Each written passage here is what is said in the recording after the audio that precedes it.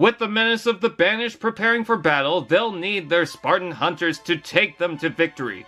From Mega Construx Halo, this is the Halo Heroes Series 14 Hyperius.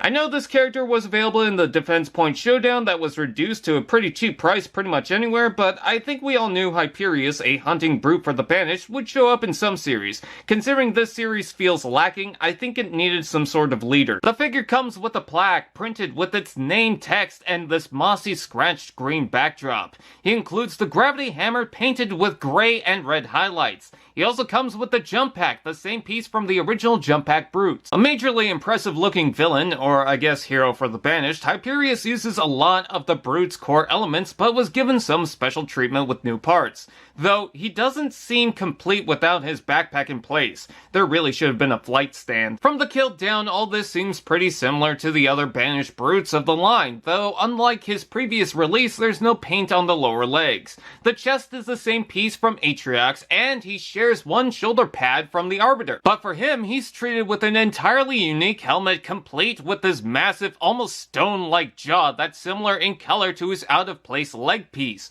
It fits around a normal brute's head and features some lovely hair. Oh, you go, girl. The other shoulder piece features red spikes and what seems to be a painted visor over the "we don't need to talk about it, I think we're on the same page, we don't need to mention it" design. Now, of course, with the previous release, is it worth paying for basically the same figure we got before? I mean, it's gotten dry with Chief, and I don't really have an attachment with Hyperius in the story. But I will say this might actually be worth the pickup, and here's why. Granted, the speckled gunmetal is very similar, there's a lack of paint on the lower legs, and the tan really doesn't sit well, but besides that, it's much better.